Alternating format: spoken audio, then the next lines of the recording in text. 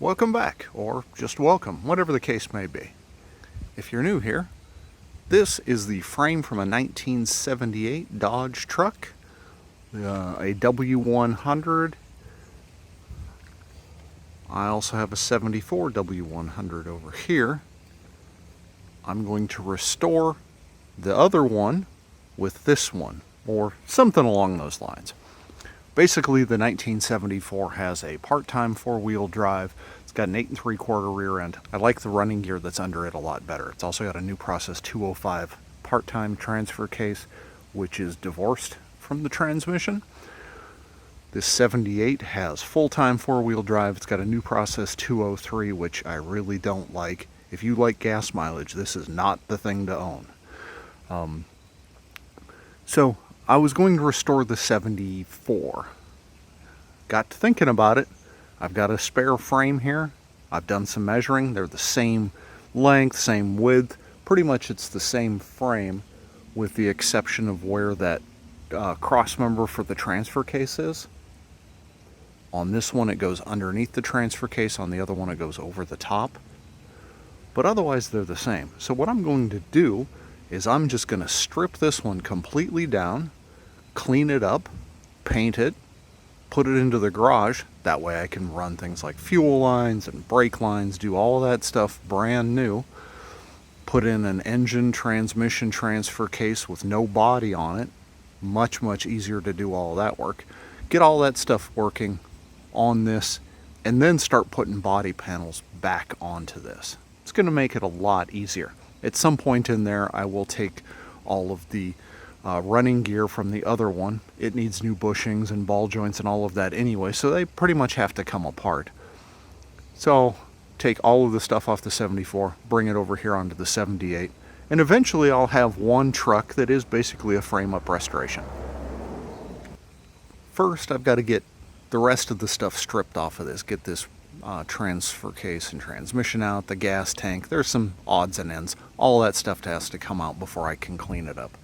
The other thing that I really need to be able to do is I need to be able to flip this thing over. If I were younger and a little dumber, I'd probably go, oh, I can just, put it on jack stands and flip it over with an engine hoist.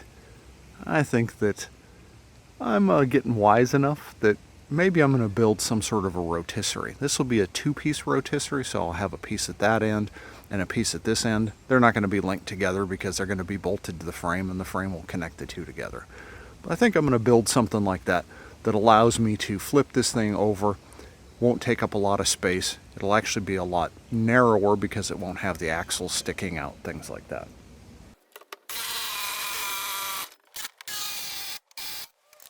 Not sure what condition this slip joint is in, but I do know they don't make them anymore.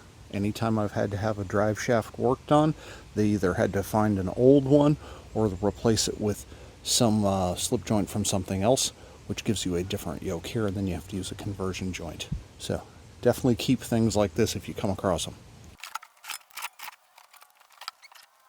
I think it might need a new sending unit.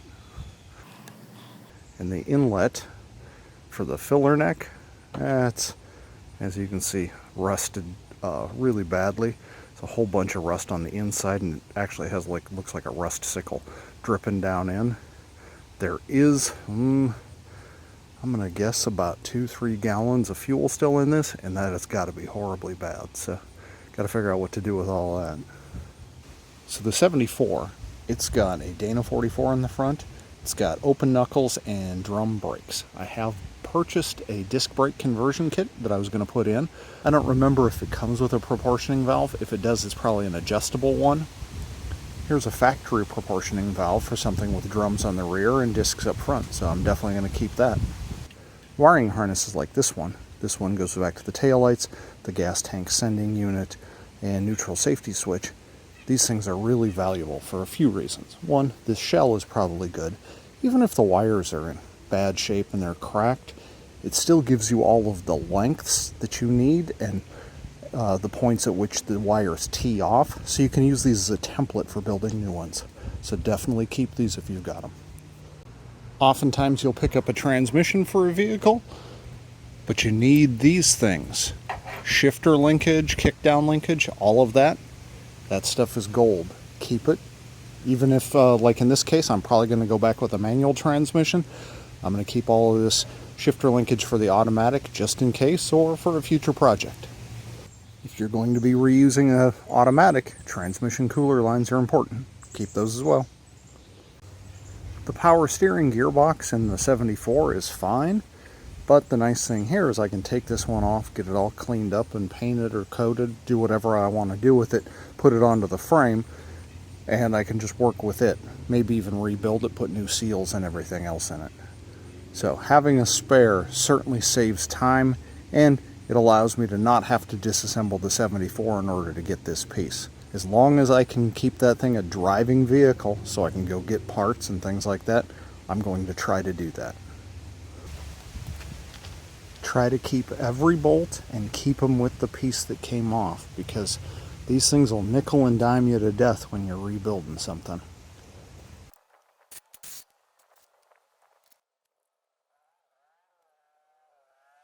The 74 does not have an anti-sway bar.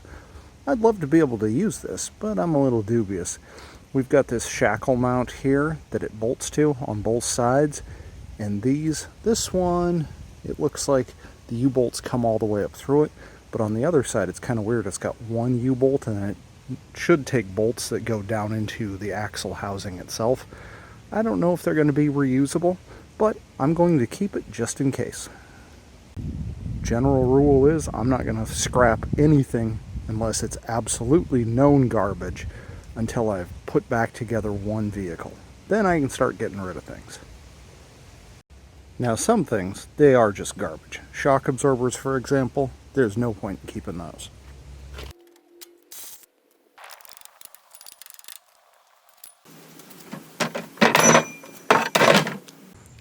Anything that bolts to the frame, like this snubber mount, this has to come off so we can clean both the mount and the place that attaches.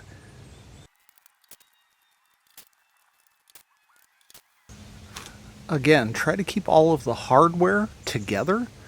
I'll put the nuts back onto these like this. But then I'm going to throw all of these pieces in one box so I can find them in a few months when I'm trying to put this stuff back together.